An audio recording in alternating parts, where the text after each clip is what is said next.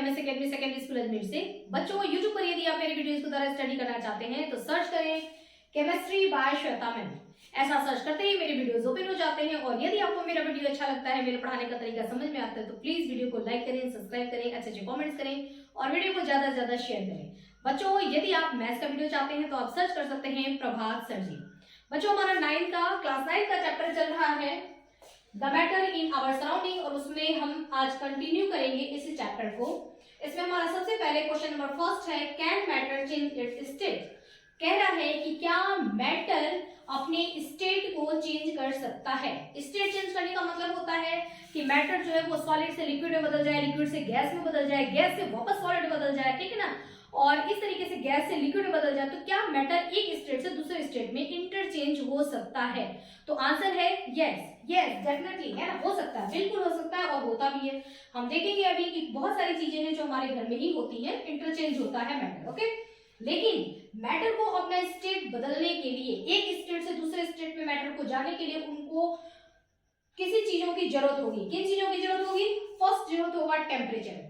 यदि हम temperature change करते हैं, है ना, टेम्परेचर में कुछ बदलाव करते हैं तो मैटर एक स्टेट से दूसरे स्टेट में बदल जाता है, ओके। दूसरा चीज है प्रेशर। हम टेम्परेचर को चेंज करके मैटर को चेंज कर सकते हैं, ठीक है। दूसरा है प्रेशर। हम प्रेशर भी चेंज करके, ठीक है ना, प्रेशर बढ़ाकर या प्रेशर घटा करके हम मैटर को एक स्टेट से दूसरे स्टेट में बहुत ही आसानी से बदल सकते हैं। तो हमारा दूसरा क्या है? प्रेशर। और थर्ड है हमारा कि जहां जरूरत होगी, कुछ ऐसे मैटर होते हैं जिनके ऊपर प्रेशर भी लगाना पड़ेगा और साथ में टेम्परेचर भी देना पड़ेगा, ठीक है। तो हम टेम्परेचर में भी बदलाव करेंगे और प्रेशर में भी बदलाव करेंगे और दोनों में बदलाव करके हम उसको एक स्टेट से दूसरे स्टेट में बदल सकते हैं, ठीक है। मैटर के हमारे कितने स्टेट होते हैं? ये 3 स्टेट ही तो होते हैं, सॉलिड, लिक्विड, गैस। और ये तीनों स्टेट क्या होते हैं? एक दूसरे में इंटरचेंज होते हैं, आपस में बदलते हैं। लेकिन जैसा कि मैंने आपको बताया कि एक स्टेट से दूसरे स्टेट में जाने के लिए उनको इन चीजों में बदलाव होना चाहिए, ठीक है। या तो आप टेम्परेचर चेंज करके ये काम कर सकते हैं, या फिर प्रेशर चेंज करके ये काम कर सकते हैं, या फिर टेम्परेचर और प्रेशर दोनों को अप्लाई करके, दोनों में चेंज करके हम उसको एक स्टेट से दूसरे स्टेट में चेंज कर सकते हैं। यदि हमारा सॉलिड है, कोई सॉलिड है ना, फॉर एग्जाम्पल हम ले लेते हैं आइस। घर में बर्फ तो होता ही है बच्चों, ठीक है। अगर हमारा सॉलिड है यानी कि बर्फ है, उसको हमको लिक्विड में बदलना है, तो देखिए सॉलिड क्या है? एक मैटर है ना। सॉलिड मैटर का एक स्टेट है, लिक्विड क्या है? मैटर का एक स्टेट है। यहाँ पे जो हमारा बर्फ है, ठीक है, आइस जो है वो क्या है? एक मैटर है। आइस एक मैटर है और इस समय आइस ने कौन सा स्टेट ले रखा है? उसने स्टेट ले रखा है सॉलिड, यानी कि वो कठोर है, ठीक है ना, सॉलिड है वो। अब आइस से जब हमको बनाना है वाटर, यानी कि जो बर्फ है वो पूरी तरीके से पिघल जाए, मेल्ट हो जाए और मेल्ट होकर के किसमें चेंज हो जाए? लिक्विड में। जब आप फ्रिज से निकाल करके बर्फ को और बाहर रख दीजिए, ठीक है, बाहर हम रखते हैं तो बर्फ क्या होता है? वो पिघलने शुरू हो जाता है। वो पिघल करके वो किसमें बदल जाता है? पूरा वो पिघल जाता है। थोड़ी देर के लिए उसको छोड़ देंगे तो वो पूरा पिघल करके लिक्विड में चेंज हो जाता है। अब यहाँ पर आप सोचिए जरा, है ना, देखिए साइंस आप पढ़ रहे हैं ना, तो साइंस पढ़ने का मतलब होता है सोचना। हर चीज सोचेंगे, कॉन्सेप्ट, तो सब कुछ आंसर आपको अपने आप ऑटोमेटिक ही मिलेगा। देखिए जब बर्फ से वो पिघलना शुरू किया तो जरा यहाँ पे सोचो कि हमने किस चीज में बदलाव किया। क्या हमने प्रेशर में कुछ चेंजेस किया या हमने टेम्परेचर में चेंजेस किया? तो आपको आंसर क्या मिलेगा? यस, हमने किसमें चेंजेस किया है? टेम्परेचर में हमने बदलाव किया है। कैसे? हमने फ्रीज में रखा था तो फ्रीज का एटमॉस्फेयर क्या था? बहुत ज्यादा ठंडा था, ठीक है। वहां से निकाल करके जब हमने बाहर रख दिया तो बाहर उसका टेम्परेचर क्या हो गया? धीरे धीरे बढ़ने लगा, ठीक है ना। यानी टेम्परेचर में हमने चेंज किया है ना, बहुत ठंडे से उसको नॉर्मल टेम्परेचर पे लेके आए हैं तो बर्फ जो होगा वो पिघलने लगेगा। यानी कि अगर सॉलिड को टेम्परेचर दिया जाए तो सॉलिड लिक्विड में बदल जाएगा, ठीक है ना। देखा ना आपने, इसने अपना स्टेट बदल लिया। कैसे बदला? जब हमने इसको क्या दिया? टेम्परेचर दिया। अब जो वो पानी, बर्फ जो है वो मेल्ट हो गया, ठीक है, पानी में बदल गया। उस वाटर को लेकर के आप गैस पे रख दो, ठीक है ना, गैस ऑन कर दो और आप क्या देखेंगे कि उसकी जब गैस का फ्लेम मिलता है, जब उसको गर्माहट मिलेगी तो धीरे धीरे धीरे धीरे पानी क्या होगा? गर्म होना शुरू होगा और धीरे धीरे वो वाटर गर्म होकर के किसे बदलने लगेगा? वेपर में। यानी कि फिर अपना स्टेट बदल रहा है। वही पानी लिक्विड कंडीशन में था अभी, ठीक है ना, मैटर क्या था वहां पे? Liquid water. उसका स्टेट क्या है, लिक्विड। लेकिन अब क्या हो रहा है, वो किस में बदल रहा है, वो गैस में बदल रहा है। ठीक है, अब जरा सोचो कि जब तुमने पानी को गर्म करना शुरू किया तो तुमने यहाँ पे किस चीज का बदलाव किया है बेटा, यहाँ भी हमने क्या बदलाव किया है, टेम्परेचर में, है ना। हमने क्या किया, टेम्परेचर को हम बढ़ा रहे हैं। ठीक है, तो इसका टेम्परेचर नॉर्मल टेम्परेचर पे ये था, अब हमने इसको टेम्परेचर देना शुरू किया, टेम्परेचर में हमने बदलाव किया, तो ये लिक्विड किस में चेंज हो गया बच्चों, गैस में। ठीक है, तो देखिए जब सॉलिड से लिक्विड में चेंज हुआ तो इस प्रोसेस को बोला जाता है मेल्टिंग, यानी कि बर्फ जो है वो मेल्ट कर गया और लिक्विड में चेंज हो गया। या हम कह सकते हैं कि बर्फ जो था, जो आइस था, वो उसमें फ्यूजन हुआ, वो फ्यूज कर गया और लिक्विड में चेंज हो गया। ओके, तो ये process solid to liquid is called melting और फ्यूजन। इसको मेल्टिंग कहते हैं या फिर फ्यूजन कहते हैं। अब जब लिक्विड था, पानी जो था, जब वो वेपर में उड़ने लगा, हमने गर्म किया और वाटर जो है वो वेपर में उड़ने लगा, इस प्रोसेस को हम क्या बोलते हैं, इवोपोरेशन, या इसका दूसरा नाम है वेपराइजेशन। ठीक है, दोनों में हालांकि डिफरेंस है ना, दोनों में थोड़ा माइन्यूट डिफरेंस होता है जो कि आपको आगे पढ़ेंगे। ठीक है, तो देखिए लिक्विड से गैस में हम बदल गए, ये प्रोसेस हमारा क्या कहलाएगा, इवोपोरेशन या वेपराइजेशन। ठीक है, अब गैस से हम वापस सॉलिड में आते हैं क्या, ठीक है, देखिए, या फिर हम ऐसे हमने गए ना, देखिए सॉलिड से लिक्विड में गए, लिक्विड से गैस में गए, अब जरा हम वापस रिटर्निंग करते हैं उसी गैस को।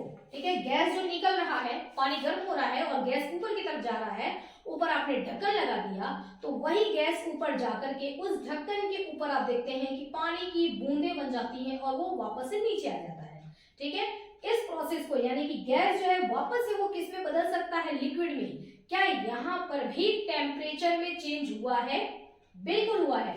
हमने टेम्परेचर को घटाया या टेम्परेचर को हमने बढ़ाया, बच्चों सोचा करो, है ना, थिंक अबाउट इट, है ना, सोचो कि हमने गैस से लिक्विड में जब हम ला रहे थे तो हमने टेम्परेचर को बढ़ाया या घटाया। जब लिक्विड से गैस में गया तो यहाँ पर हमने गैस को ऑन किया था और उसको टेम्परेचर दिया था, है ना, गर्म होते होते होते होते, होते वो वेपर में निकल गया। लेकिन वेपर में जब वो गया, ठीक है, यही चीज, सेम ये चीज कहाँ होती है बच्चों, एटमॉस्फेयर में होती है। वाटर यहाँ से वेपराइज होते होते होते होते ऊपर जाता है। ठीक है, जब गैस का टेम्परेचर यहाँ पे बढ़ रहा है, लिक्विड का टेम्परेचर बढ़ रहा है, हम उसको टेम्परेचर दे रहे हैं, तो लिक्विड क्या कर रहा है, वो वेपर के फॉर्म में जा रहा है और वो एटमॉस्फेयर में जाता है। जब वो ऊपर जाता है एटमॉस्फेयर में, तो वहां पर उसको क्या मिलता है, ठंडक मिलता है। जब वहां पे वो ठंडा होता है तो वो वहां पर बारिश के रूप में वापस कहाँ आने लगता है, नीचे आने लगता है। यानी कि यहां से यहां जाने के लिए टेम्परेचर देना पड़ेगा, गर्म करना पड़ेगा, लेकिन गैस से लिक्विड में आने के लिए उसको ठंडा करना पड़ेगा। ठीक है, पतीले का पानी जो है वो पानी गर्म हो रहा है कंटेनर का, और जब वो ऊपर जा रहा है ढक्कन पे तो वो थोड़ा ठंडा होने लगता है, इसलिए वो वापस से कंडेंस होकर के लिक्विड में चेंज हो जाता है। ठीक है, तो गैस से लिक्विड में चेंज होना, इट्स कॉल्ड कंडेंसेशन। ठीक है ना, इसको हम कंडेंसेशन कहते हैं या इसी को हम लिक्विफिकेशन कहते हैं, क्योंकि लिक्विड में चेंज हो रहा है। ठीक है ना, तो कंडेंसेशन या फिर लिक्विफिकेशन, गैस से लिक्विड में बदलना, और यहां से यहां जाने के लिए टेम्परेचर बढ़ाना पड़ेगा, आपको हीट देना पड़ेगा, और गैस से लिक्विड में लाने के लिए आपको हीट उसमें से निकालना पड़ेगा। ठीक है, हीट को कम करना पड़ेगा। अब लिक्विड से सॉलिड में चेंज कर सकते हैं या नहीं, बिल्कुल कर सकते हैं। उसी पानी को लो, उसको उठा करके तुम फ्रीज में रख दो। ठीक है ना, जब उसको उठा करके हमने फ्रीज में रख दिया तो वो क्या हो गया, जम गया। जम गया यानी कि प्रोसेस क्या कहलाएगा, फ्रीजिंग, है ना, फ्रीज हो गया, और लिक्विड से कैसे बदल गया बच्चों, सॉलिड में। लिक्विड से सॉलिड में बदल गया और वो क्या हो गया, फ्रीज हो गया। तो इसको आप वर्ड दे सकते हैं, इसका हमारा जो वर्ड होगा वो होगा फ्रीजिंग, या ये किस में चेंज हो गया, लिक्विड से सॉलिड में चेंज हो रहा है, इसलिए इसको हम बोलते हैं सॉलिडिफिकेशन। यहाँ गैस से लिक्विड में चेंज हो रहा है इसलिए इसको लिक्विफिकेशन, इससे बदल रहा है इसलिए इसको सॉलिडिफिकेशन। ठीक है बच्चों, यहां से यहां आने के लिए आपने टेम्परेचर को क्या किया, बढ़ाया या घटाया, जाहिर सी बात है, फ्रीज के अंदर रखा हमने लिक्विड को, पानी को हमने फ्रीज के रूप में अंदर रख दिया, तो वहां पर हम टेम्परेचर बढ़ा रहे हैं या टेम्परेचर कम कर रहे हैं, हम वहां पे क्या कर रहे हैं बच्चों, ठंडा कर रहे हैं ना, ठंडा कर रहे हैं मतलब टेम्परेचर को कम कर रहे हैं। ठीक है, तो टेम्परेचर कम करेंगे तो लिक्विड किसे बदल जाएगा बच्चों, सॉलिड में। तो आपने देखा सॉलिड से लिक्विड, लिक्विड से गैस। जब हम इधर से इधर की तरफ जा रहे हैं तो टेम्परेचर बढ़ाना पड़ेगा, देना पड़ेगा, लो लो लो, टेम्परेचर लो लो लो, ठीक है ना, टेम्परेचर बढ़ा रहे हैं। और जब गैस से लिक्विड, लिक्विड से सॉलिड आते हैं, जब इस डायरेक्शन में आ रहा है तो उनको क्या करना पड़ेगा, उसे टेम्परेचर वापस मांगना पड़ेगा, दे टेम्परेचर दिया था जो दे दे दे, वापस दे वापस दे वापस दे। ठीक है ना, इस डायरेक्शन में आएंगे तो टेम्परेचर उनसे वापस ले लेंगे, और इस डायरेक्शन में जाएंगे सॉलिड से लिक्विड, लिक्विड से गैस, तो उनको टेम्परेचर देंगे। पहले तो दे रहे हैं, फिर क्या कर रहे हैं, वापस ले रहे हैं, वापस ले रहे हैं, वापस ले रहे हैं। तो टेम्परेचर दे करके या टेम्परेचर ले करके हम एक स्टेट से दूसरे स्टेट में मैटर को चेंज कर सकते हैं, ये आपने देखा। ओके, अब देखिए सॉलिड से डायरेक्टली गैस भी बन सकता है ना। इसका एग्जांपल देखो, एग्जांपल कहाँ है, बहुत सारे एग्जांपल है। देखिए सर्दी जब आ गई, ठीक है, सर्दी है अभी, तो हम लोग स्वेटर पहनते हैं, ठीक है। उसके बाद जब सर्दी धीरे धीरे जाने लगेगा तो क्या करते हैं, सारा वुलन कंबल वंबल हो गया, सारी ब्लैंकेट्स और जो भी क्विल्ट है, ब्लैंकेट है, जो वुलन हमारे क्लॉथ्स हैं, उन सबको हम क्या करते हैं, उठा करके उसको रख दिया जाता है, ठीक है ना। उसको साफ ऑफ करके दूध दिखा करके और उसको रखा जाता है। जब रखते हैं ना तो आप अपनी मम्मी को देखिएगा, वो नैफ्थलीन की गोलियां उसमें डाल देती हैं, ठीक है। नैफ्थलीन की गोली ऐसे डाल देती हैं ताकि जो है वो सुरक्षित रहे, कपड़े में खुशबू बरकरार रहे और उसमें छोटे छोटे जर्म्स वगैरह ना लगे, ठीक है ना। तो वो नैफ्थलीन की गोलियां डाल दी जाती है। वो जो नैफ्थलीन की गोलियां हैं उसको आपने देखा है, वो कभी भी लिक्विड में चेंज नहीं होता है ना। है वो किसमें, सॉलिड, छोटे छोटे नैफ्थलीन की गोलियां हैं और वो क्या है, सॉलिड है। लेकिन वो सॉलिड से पिघलता नहीं है ना, डायरेक्टली वेपर में चेंज हो जाता है, ठीक है। पहले वो नैफ्थलीन की गोली इतनी बड़ी रहेगी, फिर इतनी बड़ी रहेगी, इतनी बड़ी रहेगी, छोटी छोटी छोटी छोटी छोटी छोटी छोटी गायब हो जाता है। आपने सोचा कि वो गायब कहाँ हो गया, कहाँ चला गया, है ना, ज़ूम निकल गया, कहाँ गया, ठीक है। तो वो सारा जो सॉलिड था ना वो सारा वेपराइज हो रहा है, वेपर में चेंज हो जाता है, लिक्विड में चेंज नहीं होता है। तो ऐसे बहुत सारे सॉलिड हैं, जैसे कपूर, ठीक है ना, पूजा करते हैं, कपूर जलाते हैं, कैंपर। कपूर यानी कि कैंपर जो होता है वो भी क्या होता है, आप उसको जलाते हैं जब, तो क्या वो लिक्विड में मेल्ट होता है, क्या वो पिघलता है, नहीं, वो जलता है और डायरेक्टली वो वेपर में कन्वर्ट हो जा रहा है, ठीक है। तो ऐसी बहुत सारी चीजें हैं जो कि सॉलिड से डायरेक्टली गैस में कन्वर्ट हो जाती हैं। तो सॉलिड से डायरेक्टली गैस में जाना, इस प्रोसेस को हम बोलते हैं सब्लिमेशन, ठीक है। और गैस से वापस जो है सॉलिड में आना, और वही गैस से वापस सॉलिड में भी आ जाते हैं। उसी कैंफर जो आपने सॉरी हाँ जो कपूर आपने जलाया ना, उसी कपूर का जो वेपर जा रहा है ना, उस वेपर को आप किसी टेक्निक से कंटेनर में उसको कलेक्ट करो। पहले जो है लेडीज ऐसे करती थी ना, कपूर वगैरह जलाया उसको कलेक्ट करते थे, तो उसमें जो है उसकी राख निकल जाती थी, उससे काजल वगैरह बनाया जाता था, ठीक है।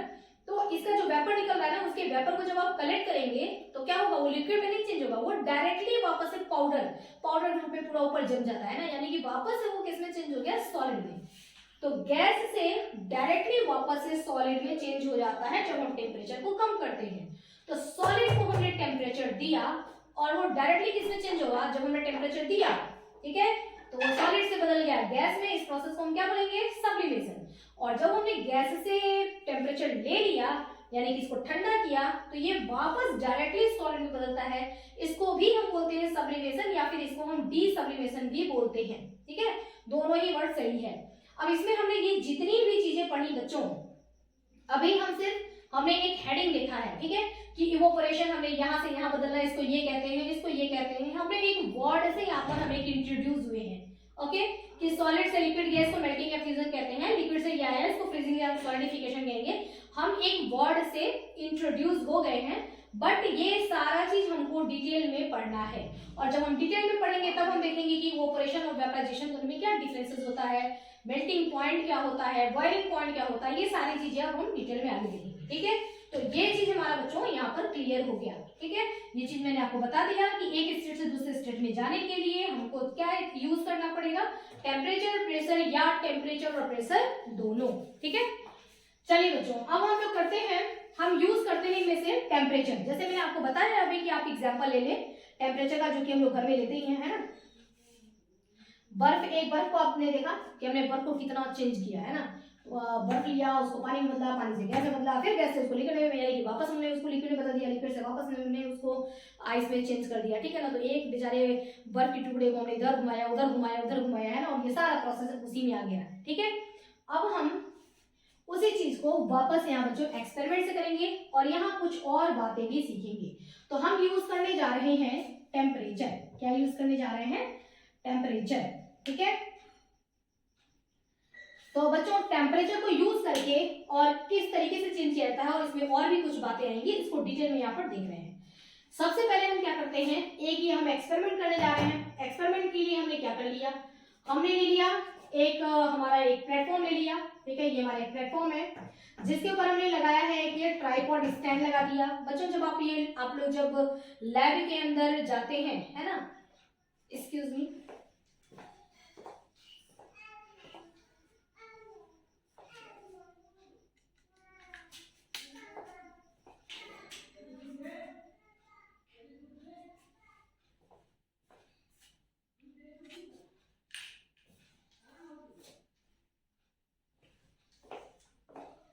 तो बच्चों हम लोग पढ़ रहे हैं, देखिए ये चीज जो ये एक्सपेरिमेंट है बच्चों, ये हम कहाँ करते हैं, लैब में, ठीक है ना। तो जब आप केमिस्ट्री लैब में जाएंगे तो वहां पर ये सारी चीजें आपको मिलेंगी। एक आपका एक पोजीशन रहेगा जहां आप खड़े हैं ना, तो एक प्लेटफॉर्म आपको मिलेगा, ये स्पेस मिलेगा जिसके ऊपर आपको रख करके, जैसे कि किचन के अंदर जो स्लैब होता है उस तरीके का मिला गया। तो ये हमारा स्लैब हो गया। स्लैब के ऊपर हमने क्या रखा, एक हमने ट्राइपॉड स्टैंड रखा। ट्राइपॉड स्टैंड का मतलब जिसमें कि ऐसे ऐसे ये 3 उसके पैर होते हैं, ठीक है ना। तो एक ट्राइपॉड स्टैंड हम रखते हैं।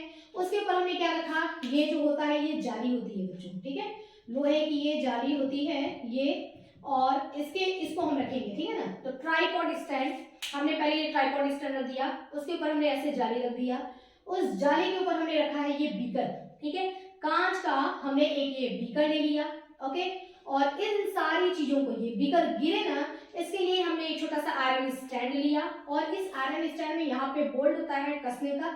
हमने आयरन स्टैंड से इस बीकर को क्या कर दिया, इधर से इसको ला करके और इसको यहाँ से टाइटली कस दिया, ठीक है। ये सारा हमने प्रैक्टिकल लैब में ये काम किया है ना, और ये बच्चों करते ही हैं, ठीक है। मेरे भी, मैं स्कूल में अपने प्रैक्टिकल लैब बनवाने वाली हूँ। वैसे तो 9th-10th में नहीं होता है, बट मैं अपने बच्चों को कराऊंगी ना, क्लास 8 से ही, 8 क्लास 7 8 6 यहीं से ही स्टार्ट करूंगी बच्चों को ये प्रैक्टिकल करवाना, जनरल चीजें जो बच्चे ये जानते रहेंगे। तो यहाँ जो चीजें आप ये देख रहे हैं, ठीक है, इसको आप बुक में देखते हैं, वो अपनी आंखों के सामने देखेंगे कि कैसे ये प्रैक्टिकल होता है। तो नेक्स्ट सेशन तक बच्चों, मतलब ये अप्रैल हमारा आ रहा है ना, तब तक मैं कोशिश करूंगी कि हमारी प्रैक्टिकल लैब बन करके तैयार हो जाए। तो ये जो हमारा प्रैक्टिकल लैब होगा, तो मैंने आपको बता दिया ट्राइपॉड स्टैंड लिया, उसके ऊपर हमने जाली ली, जाली के ऊपर हमने क्या रख दिया, ये हमने एक बीकर रख दिया, ठीक है। इस बीकर में हमने क्या ले लिया, हमने कुछ बर्फ के आइस के छोटे छोटे पीस उसके अंदर हमने डाल लिए, ठीक है। और ये पूरा सिस्टम कहीं गिर ना जाए, इसलिए हमने यहाँ पर क्या किया, एक आयरन स्टैंड लिया, आयरन स्टैंड से हमने इसको कस दिया, ओके, ठीक, डन। तो ये चीजें हमारी हो गई है ना। अब हम क्या कर रहे हैं, यहाँ से हमने, हमारे पास यहाँ पे ये क्या है, बर्नर है। बर्नर जो है वो नीचे से आप एक सेपरेट बर्नर भी मिलता है जिसको लगा करके और उसको जलाया जा सकता है। एक छोटा सा बर्नर होता है, मतलब हल्का धीमा, मतलब बहुत ही कम टेम्परेचर देने के लिए उसको जलाया जाता है, ठीक है ना। जैसे एक कैंडल जलता है ना, बिल्कुल उसी तरीके से हमारा बर्नर है ये। और बर्नर से ये फ्लैम निकल रहा है, यानी कि बर्नर को हमने जला दिया। लो टेम्परेचर पर ये जो बर्फ है ये क्या होगा, ये मेल्ट होना शुरू होगा, है ना। इसको हमने क्या किया, टेम्परेचर देना स्टार्ट कर दिया, ओके। इतनी चीजें देखिए, अब हमारा काम शुरू हो रहा है। पहले हमने सारी ये व्यवस्था की, ठीक है, उसके बाद हमने काम करना शुरू किया। अब जैसे से ये बर्फ जो है वो मेल्ट होना शुरू होगा, ठीक है, हम टेम्परेचर दिए जा रहे हैं, इसको हम गर्म करना शुरू करेंगे धीरे धीरे। तो हमारा जैसे जैसे टेम्परेचर बढ़ता जाएगा, ये जो बर्फ के टुकड़े हैं वो क्या हो जाएंगे, मेल्ट होना शुरू होंगे। अब हमने क्या किया, इसमें एक थर्मामीटर लगा दिया है। थर्मामीटर हमने क्यों लगा दिया है, टेम्परेचर चेक करने के लिए कि अभी हमारा टेम्परेचर कितना है, ठीक है ना। हम पता करना चाहते हैं कि जो आइस है वो कितने टेम्परेचर पर चेंज हो जाएगा, ठीक है। इस आइस का टेम्परेचर जब हमने अभी देखा है, यहाँ पर जो थर्मामीटर लगाया, तो इस आइस का टेम्परेचर हमारे को दिखाई दे रहा है कितना, 0 डिग्री सेल्सियस, ठीक है ना। ये टेम्परेचर हमको दिख रहा है। हमने अच्छी तरीके से थर्मामीटर में चेक करके और रीडिंग नोट कर लिया अपने कॉपी पर कि 0 डिग्री सेल्सियस ये है। अब हमने टेम्परेचर बढ़ाना शुरू किया। तो टेम्परेचर जब बढ़ा रहे हैं तो जाहिर सी बात है कि इसका टेम्परेचर बढ़ेगा और ये क्या होगा, पिघलना शुरू हुआ, ठीक है ना, मेल्ट होना शुरू हुआ। फिर हमने क्या किया, एक ग्लास स्टरर ले लिया। स्टरर का मतलब जैसे हम चम्मच लेते हैं और नींबू पानी शक्कर वगैरह डालकर के शिकंजी बनाते हैं, तो चम्मच लेकर के उसको ऐसे ऐसे स्टर करते हैं ना, वैसे ही हमने एक यहाँ पर एक ले लिया है, एक कांच का बना हुआ है, एक छोटा सा ये ऐसे मतलब एक रॉड है, उससे हम क्या कर रहे हैं, इसको स्टर कर रहे हैं। मैंने इसको हिलाना शुरू कर दिया ताकि जो काम है वो फास्ट हो, ओके। अभी हमने हिलाना शुरू कर दिया, सारा ये बर्फ जो है वो आइस के टुकड़े जो है वो किस में चेंज होना शुरू हो गए, ये वाटर में चेंज होना शुरू हो गए, ठीक है ना। अब देखिए, ये तो नॉर्मल सी बात हो गई, इसमें क्या कुछ खास है, खास अब ये चीज है। अब देखिए आपको यहाँ पर मिलेगा, ये बना है बच्चों ग्राफ, है ना। ये टेम्परेचर है इधर और ये है हमारा टेम्प। देखिए यहाँ पर क्या हो रहा है कि ये इसको हमने टेम्परेचर देना शुरू किया, ठीक है। टेम्परेचर इसको जब हम दे रहे हैं तो ये क्या हो जाएगा, धीरे धीरे इसको टेम्परेचर मिलना शुरू हो रहा है, आइस को वो पिघलना शुरू हो रहा है। तो जब हमने स्टार्टिंग में देखा था कि ये 0 डिग्री सेल्सियस है, तो जब हम टेम्परेचर देने लगेंगे 2 मिनट 3 मिनट बाद तक जब हमने उसको गर्म किया, तो क्या आपको ऐसा नहीं लगता कि थर्मामीटर में ये जो 0 डिग्री सेल्सियस है ये टेम्परेचर बढ़ना चाहिए, है ना। टेम्परेचर ऊपर तो जाएगा ना भाई, है ना, कि 0 से हमने 1 पे गए, 2 पे गए, 3 पे गए, 4 पे गए, और ये तो हमको एकदम ऑब्वियस बात लग रहा है कि भाई टेम्परेचर बढ़ा रहे हैं तो यहाँ पे टेम्परेचर बढ़ना चाहिए, लेकिन ऐसा नहीं होता है। यही तो अचंभा है ना, ताज्जुब की बात तो यही है। ये 0 डिग्री सेल्सियस है ना, ये 0 डिग्री सेल्सियस ही रहेगा, टेम्परेचर में कोई चेंजेस नहीं आता है, टेम्परेचर एकदम कांस्टेंट हो गया। 0 डिग्री सेल्सियस पर जाकर के ऐसा लग रहा है जैसे दुनिया थम सी गई हो, ठीक है ना, सब कुछ रुक गया। आप टेम्परेचर दिए जा रहे हैं, दिए जा रहे हैं, दिए जा रही है, गर्म होता जा रहा है, लेकिन यहाँ पर टेम्परेचर बढ़ नहीं रहा है। थर्मामीटर शो कर रहा है कि 0 डिग्री सेल्सियस ही है। और अब आप देखो ये टेम्परेचर 0 डिग्री सेल्सियस तक कब तक बना रहेगा, ये तब तक बना रहेगा जब तक बर्फ, सारे बर्फ के जितने भी पीस हैं सब के सब वाटर में चेंज नहीं हो जाते, ठीक है। अगर ये मानो कि वाटर में कन्वर्ट हो गया, ये कन्वर्ट हो गया, ये सब कन्वर्ट हो गया, एक पीस भी यदि बचा हुआ है वो वाटर में यदि कन्वर्ट नहीं हुआ है, ठीक है ना, वो अभी आइस के पीस में ही है, यानी कि वो जो अगर सॉलिड में है वो चेंज नहीं हुआ है ना, तो ये टेम्परेचर जो है वेट करेगा, वहीं रुका रहेगा, कहाँ, 0 पर ही रुका रहेगा, ठीक है। इसका मतलब कि एक आइस का पीस अभी भी है जिसको कि चेंज होना है वाटर में, ओके। तो उसके बाद क्या होगा कि ये सारे जब वाटर के पीस आइस में जब चेंज हो, आइस से जब वाटर में चेंज हो जाते हैं पूरा, यानी उसमें ये जो स्टेट है ना, ये टोटली स्टेट, पहले क्या था, आइस है मतलब कौन सा स्टेट है, सॉलिड। सॉलिड से जब तक सारे के सारे सॉलिड जो है वो लिक्विड में चेंज नहीं हो जाते तब तक इसका टेम्परेचर 0 डिग्री सेल्सियस बना रहेगा, ओके। अब यहाँ पे हम बारीकियां समझते हैं कि ऐसा क्यों हुआ। देखिए जब हमारे यहाँ पे आइस था, ठीक है ना, सॉलिड स्टेट ये था, तो जब ये मेल्ट होना, अच्छा जब ये पिघलना शुरू किया, पहले भी हमने इसका टेम्परेचर कितना कितना लिखा था, 0 डिग्री सेल्सियस हमने नोट किया था। जब ये मेल्ट होना शुरू हुआ एकदम, तभी एक 2 बच्चे प्रैक्टिकल करते हैं, एक बच्चा पूरी तरीके से कॉन्सेंट्रेट करता है किसके ऊपर, ओनली थर्मामीटर के ऊपर, ठीक है। जैसे ही ये वाला बच्चा बोलेगा कि अरे मेल्टिंग शुरू हो गई, और जब मेल्टिंग इसने बोला कि मेल्टिंग शुरू हुई, तब दूसरा बच्चा थर्मामीटर में तुरंत देखेगा कि हमारा टेम्परेचर कहाँ है, ठीक है। तो टेम्परेचर हमको क्या मिला, 0 डिग्री सेल्सियस मिला, ठीक है। तो मेल्ट होना शुरू हो रहा है और टेम्परेचर हमारा 0 डिग्री सेल्सियस है। अब ये टेम्परेचर हमारा कांस्टेंट बना हुआ है, यही हमारा क्वेश्चन है कि कांस्टेंट क्यों बना हुआ है जबकि हम टेम्परेचर दिए जा रहे हैं। एक्चुअल में होता ये है कि एक स्टेट से दूसरे स्टेट में बदलने के लिए, ठीक है, इनको क्या चाहिए होता है, कुछ इनको ऐसा टेम्परेचर, देखिए अपने हर मॉलिक्यूल्स अंदर जब हम जाएंगे ना, आपको तो सिर्फ दिख रहा है कि अच्छा वो पिघल रहा है, ठीक है। टेम्परेचर मान लो कि इसको हमने दिया है टेम्परेचर, हम टेम्परेचर बढ़ा रहे हैं, तो बढ़ा हुआ टेम्परेचर ये क्या कर रहा है, ठीक है। तो बढ़ा हुआ जो टेम्परेचर होता है ना, इसका यूज ये अपने स्टेट को बदलने में कर रहे हैं, ठीक है ना। यानी कि सॉलिड से लिक्विड में जाना, एक स्टेट में इधर है सॉलिड और सॉलिड से कंप्लीटली लिक्विड में जा रहे हैं, तो उस कंडीशन में क्या हो रहा है कि सॉलिड के मॉलिक्यूल्स के अंदर बहुत सारी चेंजेस हो रहे हैं, ठीक है, जो कि हमको दिखाई नहीं दे रहा है।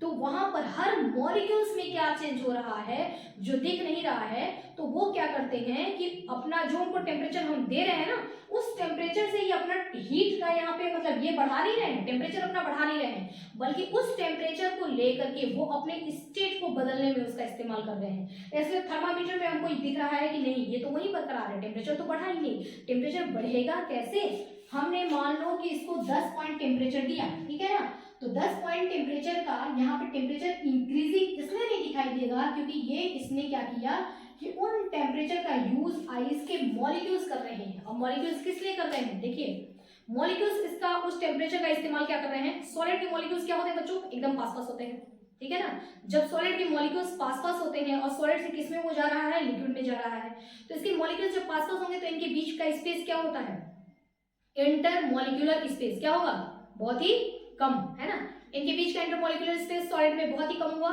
ठीक है। तो अट्रैक्शन फोर्स क्या होगा, बहुत ज्यादा, इस मॉलिक्यूल्स के बीच में अट्रैक्शन फोर्स क्या होगा, बहुत ज्यादा होगा, ये इसको बहुत तेजी से पकड़ रखा है।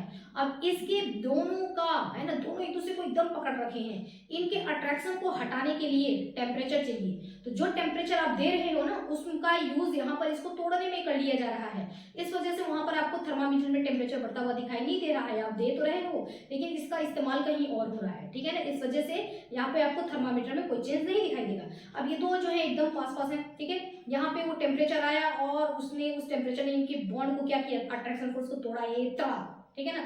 जब इनका अट्रैक्शन फोर्स ऐसे टूट जाएगा तो इनके बीच का स्पेस भी क्या, तो दोनों क्या होंगे, एक दूसरे से दूर भागेंगे, ठीक है ना।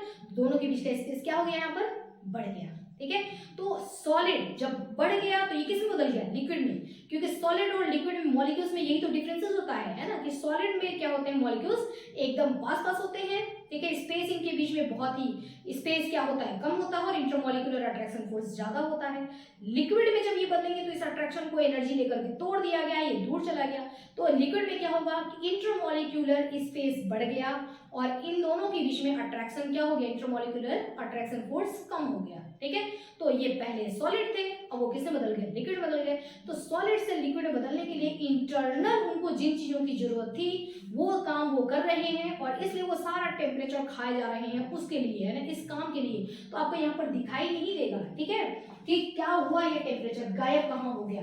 तो जो गायब हुआ है ना टेम्परेचर, उसी को हिडन टेम्परेचर बोलते हैं, कि छुपा हुआ टेम्परेचर, वो छुपा हुआ है ना, उसके अंदर छुपा हुआ है, क्योंकि वो काम चल रहा है इसलिए टेम्परेचर बढ़ नहीं रहा है, वो टेम्परेचर क्या छुपा हुआ है। तो वो हिडन टेम्परेचर जो होता है उसी को हम बोलते हैं लेटेंट हीट, ठीक है। लेटेंट हीट ऑफ फ्यूजन या मेल्टिंग। लेटेंट का मतलब होता है छुपा हुआ टेम्परेचर, वह टेम्परेचर जो कि छुपा हुआ था। आपने देखा ना कि वो सारा काम अंदर हो रहा है, हमारे आंखों से तो दिखाई नहीं दे रहा है, ठीक है। तो सारे आइस के मॉलिक्यूल्स जो है वो दूर दूर भाग रहे हैं, उनके बीच का अट्रैक्शन तोड़ा जा रहा है, स्पेस बढ़ाया जा रहा है, ताकि ये जो है वो क्या हो सके, सॉलिड से लिक्विड में बदल सके, ठीक है ना। तो इस वजह से ये टेम्परेचर हमारा क्या होगा, चेंज नहीं होगा। देखिए यहाँ पर हम देख रहे हैं कि ए से बी, ठीक है, ए से बी यानी कि ये हमारा क्या है, आइस है, ठीक है ना, और ये क्या है, लिक्विड है। जब तक सारा का सारा आइस लिक्विड में चेंज नहीं हो जाता तब तक हमारा टेम्परेचर एक सीधी लाइन की आपको ग्राफ दिखाई दे रही है, यानी कि इसके टेम्परेचर में हमको थर्मामीटर में 0 डिग्री सेल्सियस ही दिखाई देगा, ठीक है ना। ये टेम्परेचर एकदम कांस्टेंट एक लाइन चलती जा रही है, इसमें कोई बढ़ोतरी नहीं हो रहा है। लेकिन जब ये पूरा का पूरा लिक्विड में चेंज हो जाएगा, ठीक है ना, तो अब तो उनके पास काम ही नहीं है। अब आप जो हीट दोगे तो वो करेंगे क्या, अब तो उनके पास काम नहीं है ना, सब तो हो गया है ना, इंटरनल वर्क सब हो गया है, यानी कि इंटरनल दो मॉलिक्यूल्स के बीच में स्पेसेस कर दिया गया है। अब उनके पास काम नहीं है, तो जब आप हीट दोगे तो वो क्या करेंगे, अब वो टेम्परेचर यहाँ पर राइज होना शुरू होगा, अब टेम्परेचर बढ़ना शुरू होगा, क्योंकि अब उनकी हीट का उन्होंने इस्तेमाल नहीं किया, तो लो भाई, है ना, लिक्विड का टेम्परेचर बढ़ने ही लगेगा। तो देखो यहाँ पर वापस अब ये टेम्परेचर भागने लगा, ठीक है, टेम्परेचर बढ़ता जाएगा बढ़ता जाएगा बढ़ता जाएगा, जब सी पर पहुंचेगा, ठीक है, तो अब सी से डी का मतलब क्या है कि अब टेम्परेचर फिर रुकेगा एक जगह पर जाकर के, जब ये सारा पानी खौलने लगेगा, है ना, यानी कि सारा वाटर वेपर में जब चेंज होगा, ठीक है। अब यहाँ क्या है, वाटर से ये वेपर में चेंज हो रही है, तो जब तक सारा वाटर वेपर में चेंज नहीं हो जाता है फिर यहाँ पर उसे हिडन टेम्परेचर का इस्तेमाल किया जाएगा, यानी कि लेटेंट हीट का इस्तेमाल वापस किया जाएगा, और ये वापस से क्या होगा, एक सीधी लाइन आने लगेगी, यानी कि टेम्परेचर क्या हो जाएगा, कांस्टेंट हो जाएगा, ठीक है ना, टेम्परेचर बढ़ा ना टेम्परेचर घटेगा, ठीक है, ये क्या हो जाएगा, एकदम कांस्टेंट हो जाएगा।